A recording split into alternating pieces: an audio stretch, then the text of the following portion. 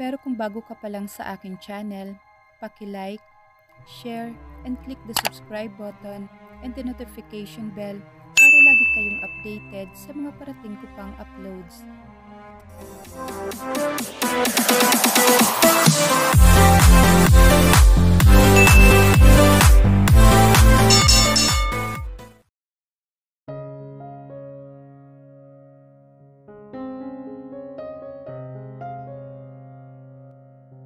I am so frustratingly mad at myself.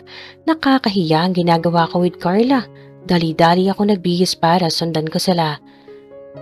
I can take it. As long as kaya mo ko, kakayanin ko din, Paulo. Mahinang sabi ni Carla at nangunot ang noo ko sa sinasabi niya. Anong sinasabi nitong kakayanin? Go home right this instant. At wag ka na magpapakita. Call it quits. Matabang nasabi ko sa kanya. Sa kanya ko lang narinig ang salitang yan. Si Alora, hindi niya masambit man lang. Ngayon pa na nakita na tayo ng lola mo? At ng pangit mong asawa? Kung hindi dahil sa kanya ay wala ka sanang sablay ngayon. She said hysterically while wiping the bloodstain on her forehead. Pero kumulo ang dugo ko sa sinasabi niya against Alora and Lola. Kaya sa sobrang gaan ng kamay ko, lumipad ito sa pisngi niya. Go now. She's still my wife and you're in no position to call her ugly. Understand? Nobody is allowed to bully her aside from me, woman. You're just my toy, and I dump you right now. Duro ko sa kanya at nagulat ito sa ginawa ko. At namumula ang mga mata nito at nag-aamba ang mga luha nitong gustong kumawala. But you don't respect her, do you? I scoff. Yeah, I don't respect her because of this fucking situation. Do you expect some respect from me? Get lost, slut? Tumayo ako at iniwan siya. What did you just call me? A slut? Stop making me laugh. What do you want? A whore? Any different from fuckbody? Can't you just see the consequences? You still get what you did to my wife. A messy, disheveled hair? A slop? A wound on your face? Should never get into Amanda's nerve. No one did. Dapat, wala ka na dito sa kwarto pagkabalik ko mamaya. Don't make me drag you out naked. Sabi ko at tumabas na ako ng kwarto. Parang hindi mapakaling tambol ang nararamdaman ko ngayon at gusto kong suntukin ng baner sa sobrang inis. Hindi ko nang alam kung saan ako frustrated at disappointed sa sarili ko. I saw my wife's tears. Or I was caught in the act. Tumakbo ako papunta sa kabilang kwarto pero nakita kong kakalabas lang ni John sa silid ni Lola. John! Tawag ko sa kanya pero hindi ako nito pinansin at hindi ko nailagan ang kamao nito na naglanding sa ilong ko. Galit na galit ito at takma pa akong babanatan. Should I kill you or should I take her out of this house? Napakaliking mong gago, Paulo. Hindi ka deserving magkaroon ng mabait na asawa. Sabi nito at iniwan ako. Pumikit ako ng mariin at bumangon. Tama ang sinasabi ni John pero hindi mapakali ang dibdib ko ngayon. Nagmamadali akong tumayo at pumasok sa silid ni Lola. Lola, hear me please. I am sorry. I made a mistake. Alora, look at me. Hindi ako aktor para umiyak ng walang dahilan. At hindi rin ako madaling matakot but this time ay todo na ang takot ko at nanginginig ang kalamnan ko. I have to sleep, Paulo. Bukas na tayo mag-usap. Pagod na ako. Or go and stay with that cunning woman you fuck and get your ass out of my house. Pagod na ako sa ugali mo. Ang naiwan akong nakatunggang nga lang nang marinig ko sumarang pintuan ay sinundan ko si Alora na bumaba ng hagdan. Siya namang paglabas ni Carla mula sa silid ko. Inirapan nito si Alora habang mabilis sa mga paa na bumaba at lumabas ng bahay. Alora, let's talk! Habol ko sa kanya and grab her arms. Bumugay ito ng hangin at pumikit ng mariin na parang nagpipigil. Natakot ako sa consequences. Baka iwan ako ni Alora. I hurt her enough to leave me at yan na ngayon ang kinatatakutan ko. Hindi ako mabigyan ng anak para may tagapagmana but I don't know the real reason kung bakit nakaramdam ako ng takot maiwan. Ngayon pa ba? Wag na tayong maglokohan, pwede ba? Wag kang ang joker, Paulo. Parang hindi ka yata sanay nasaktan ako. Ilang beses mo nang dinala ang girlfriend mo dito sa bahay nang wala pa si Lola. Kaya wala tayong dapat pag-usapan. Dahil hindi naman kita pag-aari, Mr. Benitez. Pag-aari ka ng iba at surrogate wife mo lang ako. at iiwan pa rin kita ayon sa kasunduan natin. Kaya wag mo nang hirapan ang sarili mo na mag-explain. Wala akong karapatang magalit at ayoko ring habang buhay na makasama ka. Ayoko. I was astounded on what she said. Hindi ko siya nasundan habang papalayo. Tama nga naman ang sinasabi niya, pero ngayon, ayoko. Hindi mangyayari ang sinasabi niyang iwan ako. She's immune to that, maybe. Bigla na lang sumulpot si John sa likuran ko habang may hawak na kopita. Napatingin ako sa kanya na nagka-sunburn ang muka. Maging si Alora ay napansin kong nagka-sunburn din yung mukha nito. Are you happy? Mapanuyang tanong ko sa kanya. Naiinis ako ngayon dahil sa halo-halong imahinasyon na naglalaro sa isip ko habang magkasama sila sa Marco Polo. Yup. Masaya ako at nasabi yun ni mine. What can you say, Paolo? Dapat, ngiting panalo ka dahil hindi ka na naiipit sa kagustuhan ni Lola. Isn't she bold enough para sasagot-sagutin ka niya? She's getting tougher. Nagpanting ang utak ko sa kasasabi nitong pangalan ni Alora. Mine? Did you just call my wife yours? Sa galit ko ay kumuyom ang kamay ko at anytime ay baka maumbag ko itong lalaking ito. Magkasama lang sila sa Marco Polo ay parang ang tapang at sure na itong makuha si Alora. Yeah, she's not your wife, Dr. Paolo. Just a surrogate woman.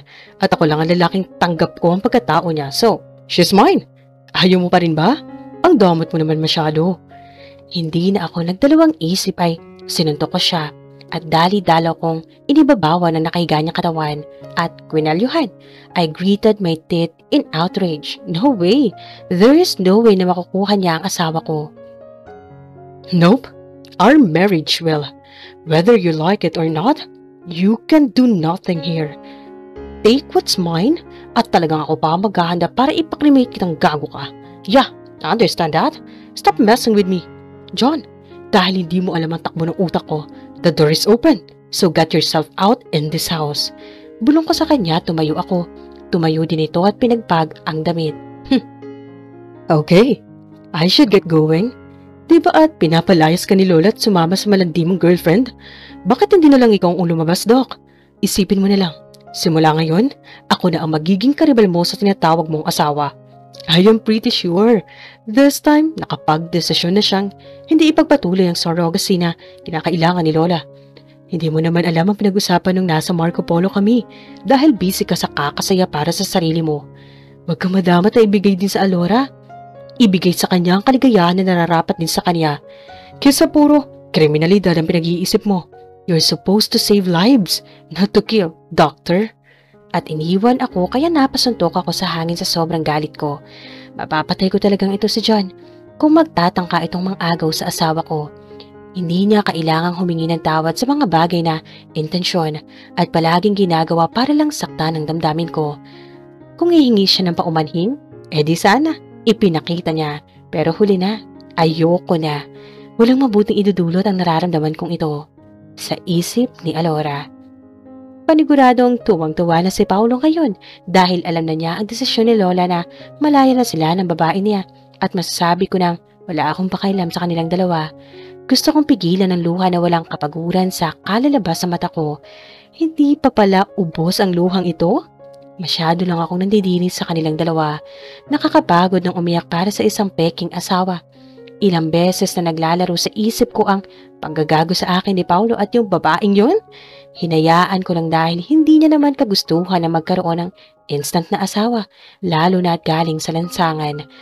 Gusto ko siyang intindihin pero paano naman ang puso kong lagi ko na lang siyang iintindihin? Kahit ayaw niya sa akin, at least man lang, igalang niya ako bilang babae. Nakakatawa at nakakaawang sitwasyon na nangyayari sa akin. Pinahid ko ang luha ko at pumikit. Andito ako sa guest room na naman ang pinapasukan ko dahil ayoko makita ang silid ni Paolo at ayoko kahit pumasok pa doon dahil kwarto yun ng mga malalandi. Kapal talaga ng apog ng babaeng yun at wala man lang hiya na natitira sa katawan. Tumayo ako at pumasok sa banyo. Andito pa rin ang mga gamit ko, kaya binala ko magbabad sa bathtub at mag-isip. Kinuha ko ang cellphone na bigay sa akin ni John dahil fully charged na ito. Hindi ko naisipan pang mag-blow dry ng buhok dahil wala akong balak matulog ng mga aga ngayon dahil mag-aaral ako ng cellphone. Napaka maalalahanin talaga ng lalaking yun. Ang mahal pa naman ng cellphone na to, panigurado, dahil maraming kamera sa likod. Oo nga pala, bakit ko ba papaguri ng sarili ko sa kaiisip kay Paolo gayong ando ng pamilya ko at naghihintay na tawagan ko? Hinahanap ko sa contacts ang nakasave down na cellphone number ni tatay.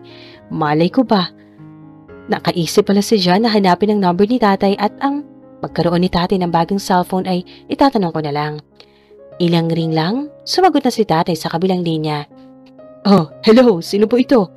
Nang marinig ko ang boses ni tatay, ay parang piniga ang puso ko sa pangungulila ko sa kanila ni Alex, kaya hindi ko mapigilan ang luha na umagos sa mga mata ko. Bakit ba sobra kong iyakin? Huwag mong sabihin, Alora, naging OA ka na, nakapunta ka lang sa Marco Polo? Hello, tay, si Alora po ito. Sabi ko at bigla akong pumuyok. Nakakainis ang pagiging iyakin ko. Hello, anak, kumusta ka dyan? Miss na miss ka na namin. Mabuti pa si tatay. Masaya na ang buhay kaya napaiyak ako. May problema ka ba? Bakit ka umiiyak? Napagalitan ka ba ni doktora? Tiis-tiis lang. Hindi po tay, na-miss ko lang kayo ni Alex. Kami rin anak. Alam mo, may magandang balita ako sa'yo.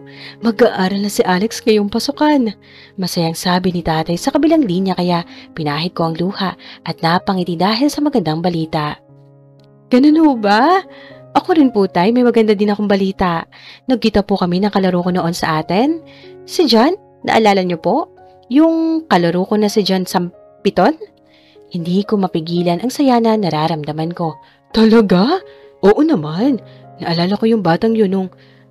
Yun yung nagtulak sa'yo kaya may peklat ka sa paa. Kamusta na siya? Hindi kayo makapaniwala dahil sobrang yaman na ng kaibigan kong yun, tay. Binilhan niya ako ng cellphone para daw makatawag ako sa inyo. Ang bait naman niya, anak. Pero nakakahiya pa rin dahil tinanggap mo ang bagay na mamahalin. Mabait lang talaga si John, tay. Ayoko nga sanang tanggapin pero sobra niya pong mapilit. Kinukumusta ko nga eh. Tay, ano pong ginagawa niyo dyan? Bakit may cellphone po kayo? Pag-iibang tanong ko sa kanya. Dahan-dahan naman iha para masagot ko ang lahat. Itong cellphone? Bumili ako ng cellphone na may keypad dahil kailangan kong makahanap ng mga supplier para sa tindahan. Ito, medyo pinalawakan ko ang tindahan natin dahil kailangan ding may paninda akong bigas. Ang daming plano. At anak, kapag nakapag-ipon na ako, hindi mo na kailangan mamasukan at makapag-aral ka na dito. Napangiti ako sa plano ni tatay. Napaka-negosyante pala ng pag-iisip nito dati. Kaso, si nanay lang talaga ang hindi marunong magdala ng pera. Ganun po ba? Gabi na overtime ba yan? Magpahinga na po kayo, tay. Nako, hindi. Ang ibig kong sabihin ay ito ang pinag-aksayahan ko ng oras. Ngayon, nagpapahinga na ako. Si Alex, ayun, knockdown na dahil sobrang pagod. Sige, tatawag na lang ako bukas, tay. Huwag kayo masyado magpagod, tay, ha? Alagaan niyo po sarili niyo po. Okay lang po ako dito. Sobrang saya ng buhay ko dito. O sige, anak. Mag-ingat ka dyan, ha? Magpapakabait ka dyan at alagaan mo si doktora. Tumawag ka sa amin palagi. Huwag ka masyado mag-alala sa amin dahil kaya kong tumiskarte dito, anak, para mabuhay. Opo, tay. Mag-ingat po kayo palagi, tay, ha? Tatawagan ko po kayo na madalas. Pinatay ko na ang tawag pagkatapos namin magpaalam. Ayokong mag-iyakan kami habang kausap ko si tatay, baka hindi ko mapigilan ang sarili kong ibahagi sa kanyang nararamdaman ko ngayon. Miss ko na sila ng kapatid ko. Gusto ko na talagang umuwi at mamuhay ng tahimik pero alam kong hindi rin ako makakatulog niyan dahil kakainin ako ng konsensya ko. Lalong-lalo na si Alex. Miss ko na ang kapatid kong yon. Di bale? Konting tiis lang at malapit na kaming magkita. Sa ngayon ay matutulog muna ako. Pagod na pagod ang katawan at ang puso ko ngayon. Sobrang bigat ng ulo ko na magising ako kaya ayokong bumangon. Dahil nahihilo ako sa sobrang pagod ng biyahe namin. Nararamdaman ko pa na parang nakalutang ako sa tubig. Pero naiba pa rin talaga kapag pakiramdam mo ay talagang may nakamasid sa akin kaya idinilat ko ang isang mata ko. At ang nakita ko ay ang isang nilalang na nakaupo sa pang-isahang upuan at nakatingin sa legs ko. At bakit hindi ako nagkumot? Yaks ka talaga, Alora. Kaya kaagad kong tinakpan na kumot ang binti ko at naramdaman niyang nakatingin din ako sa kaniya at malamig pa sa yelo ang mga titig niya at nagtatagi sa mga panga nito. Nakita kong hawak-hawak niya ang cellphone na bigay sa akin ni John. Bakit niya kinuha ang cellphone ko? Hiniram ko lang ang cellphone mo. Matabang nitong sabi at tumayo ito at inilagay naman ito ang cellphone sa dulo ng kama at dali-daling lumabas. Ano namang kaek-eka ng drama niya? Papasok dito sa guest room pero, teka, bakit nandito guest room? Andito ulit ako sa kwarto niya kung saan andito si Carla kagabi. Bagong kumot, bedsheet, unan at bagong kama? May ganap ba kagabi na hindi ko alam? Seryoso? Sino nagpalit ng kama? Napatingin ako sa paligid at binalik ang kortina na gusto ko na kulay peach. Pero ang nagpapagulat sa akin ng todo ay ang suot ko. Bakit malaking t-shirt ang suot ko? Wala man lang akong suot na shorts? Paulo, sino nagpalit ng damit ko? Sigaw ko sa sobrang inis sa binata. Naalala ko pa na nag-robe lang yata ako kagabi at hindi ko lang napansin na nakatulog ako habang basa pa ang buhok ko. Bigla na lang bumukas ang pintuan at tumungaw doon ang ulo ni Paulo at todo ang ngiti nito. Ay, ang guwapo. Ay, ang yummy. Ay, hindi. Ano, Kwan? Halimaw. Bakit ba ako nagiging ganito dahil sa kanya? Of course, ako. Alam nga namang bibihisan ka ni Lola. Sino bang gusto mo magbihis sa'yo? Huwag kang sumigaw. Marinig ka pa ng iba. At muli nitong isinara ang pintuan. Nakakamiss talaga tong lalaking to. Anong pinaggagawa nito? Na bumabawi siya? Sobrang kapal din ng apog na, ha? Huwag na. Gusto ko lang matapos na itong lahat at umalis sa poder niya. Napabuga ako ng hangin at tinakpan ang mukha ko sa sobrang inis. May magagawa pa ba ako? Wala na. Kaya naligo na lang ako at nagkakilap ulit ng damit sa walk-in closet sa kwarto. Pagkatapos kong magbihis, ay bala ko sanang mag-text kay John at kay tatay. Pero hindi gumana ang cellphone, kaya nag-charge muna ako. Naglaro ba siya sa cellphone ko? Kaka-charge ko lang kagabi. May sarili naman siyang cellphone para manghiram pa dapat. Lagyan ko na din ito ng password. Naglalaro sa isipan ko bakit hindi ako nagising na inilipat ako sa kwarto. Sa pagkakatanda ko talaga ay nasa guest room ako, natutulog. Kagabi. At nag-e-emote pa nga ako dahil nakita ko na naman si Paolo at yung Carla niya. At tumawag pa ako kay tatay at nagtalibabad pa nga kami ni John. At yun, nakatulog na ako. Naalala ko ang itsura nito kanina lang. Puno ng pagnanasa ang mga mata nito. Mga bisit talaga eh. Nasasaktan nga kasi ako pero kinikilig pa rin ako tuwing nahuhuli ko siyang nakatingin sa akin. Pero baka naman tinititigan niya lang ang binti ko dahil mas maganda pa, mahaba at mapuputing binti ni Carla. Kontra ng utak ko. Gusto ko ba talagang umalis sa pamamahay na to? O iiwan ko na lang ang pagkakataon na mabuo ang pangarap kong maging nurse. Huli na ang lahat. Ayoko nang umasa pa kay Paulo. Marami pang lalaki dyan, no? Meanwhile, Paulo. She went straight to her room kaya hinayaan ko muna. May plano pa akong gagawin. I must change dahil sa nakikita ko ay may balak nga itong pumayag sa sinasabi ni Lola na makipag-anal sa akin. No, not yet.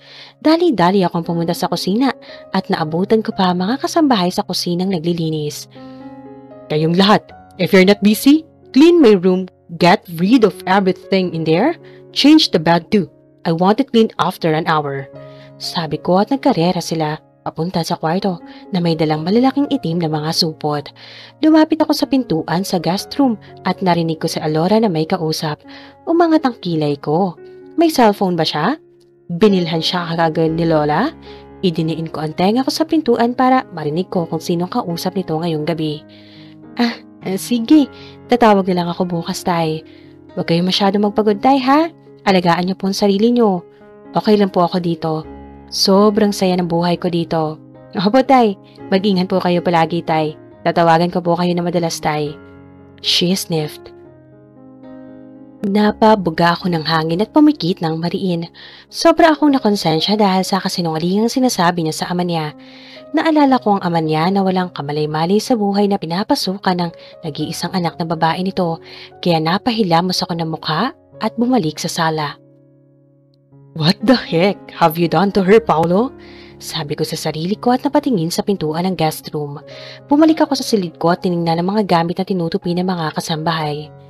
Sir, sigurado po kayong itatapon po itong mga beddings po? Tanong ng isang kasambahay. Bakit? Pwede po bang amin na lang po ito? Sayang naman kasi. Take it if you like it. Hurry up. Get rid of this bed too. Change the curtains into Alora's favorite color. Sabi ko at pumunta ako sa balcony and tinawagan ko ang kaibigan ko to deliver a king-size bed ASAP. Kalahating oras din ako sa balcony habang iniisip kung ano kaya ang cellphone number ni Alora at nakatatlong stick na ng yosi ang naubos ko. Sir, nasa labas na po ang ino-order niyong kama. Sabi ng kasambahay kaya tumayo ako at lumabas. Oh Doc, talagang nag-overtime kami dahil sabi mong emergency. Tawang sabi ni Michael na kaibigan ko. Pasensya na kayo ha. At salamat din dahil nag-deliver pa kayo kahit gabi na. Lumapit ako at pinirmahan ang isang form habang inaakit na ng mga tauhan ito ang ino-order ko. No problem. You're just in time. Dahil may meeting ako kanina. Anyway, yan lang yata ang na-order mo. At hindi na kami magtatagal. Medyo malalim na rin talaga ang gabi. Sige pare, salamat. Hindi ko na sila hinatid pa sa labas dahil kailangan ko kumilos na mabilis. Hindi nagtagal ay parang magic lang na nag-transform ang kwarto. Before ay sobra akong nagalit. Pag-uwi na ibang kulay ng kortina ang nakasabit sa bintana. Ngayon ko lang na-appreciate na binigyan pala nito ng buhay ang kwarto na to. Pagkatapos kong maligo ay bumaba ako at pumasok sa kwarto at naabutan ko lang na natutulog na si Alora habang hawak-hawak nito ang cellphone. And I noticed that John is on the line. Hindi ko na pinatay ang tawag at hinayaan ko na lang. Baby, let's go to our bed. Sabi ko sa natutulog na si Alora at binuhat ko siya at dahan-dahang dinala sa silid ko at pinahiga sa kama.